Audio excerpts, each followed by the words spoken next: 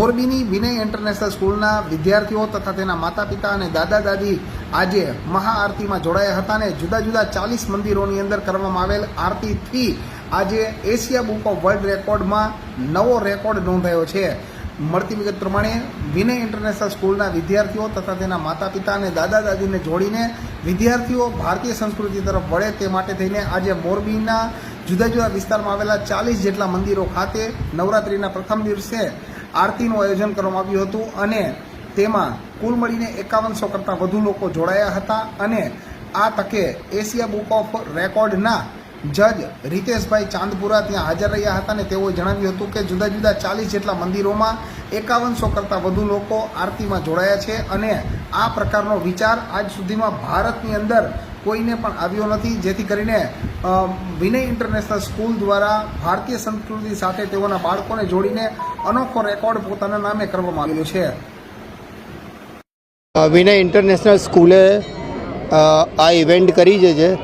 એ actually India ખાતે તો first event છે આવી અને એશિયા બુક ઓફ રેકોર્ડ્સમાંથી હું એને ચેક કરવા માટે અમદાવાદથી આવ્યો છું। ત્યારે 5100નો આંકડો તો ક્રોસ કરી ગયું છે। એકચ્યુઅલી આ લોકોએ 6500 બાળકો અને પેરેન્ટ્સ અને એ લોકોને આમંત્રણ આપેલું હતું, પણ અમે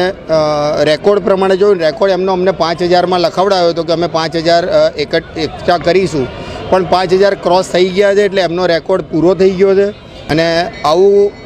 મોરબી ખાતે ફર્સ્ટ કામ થયું છે અને ભારતમાં પણ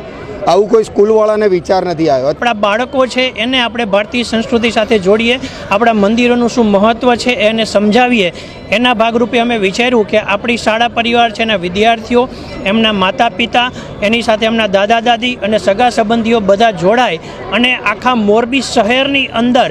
આપણે એક સમયે આ નવરાત્રિનું પાવન પર્વ છે એને અમે પસંદ કર્યું અને એના પ્રથમ દિવસે જ અમે આખા મોરબીની અંદર 40થી વધારે મંદિરો છે એ પસંદ કર્યા અને અમારા વિદ્યાર્થીઓ જે વિસ્તારમાંથી આવે છે એ દરેક વિસ્તારમાં એ વાલીઓને મંદિરો છે એલોટ કર્યા, એને નજીકના વિસ્તારમાં જે મંદિર હોય અહીંયા એ વાલીઓ ભેગા થઈ અને સમૂહમાં આપણે આરતી કરીએ એવું અમે પ્લાનિંગ કરેલું હતું। એની પાછળનો મૂળભૂત હેતુ છે એ બાળકોને આપણે ભારતીય સંસ્કૃતિ સાથે નજીક લાવવાનો અને પારિવારિક ભાવના સાથે જોડવાનો હતો।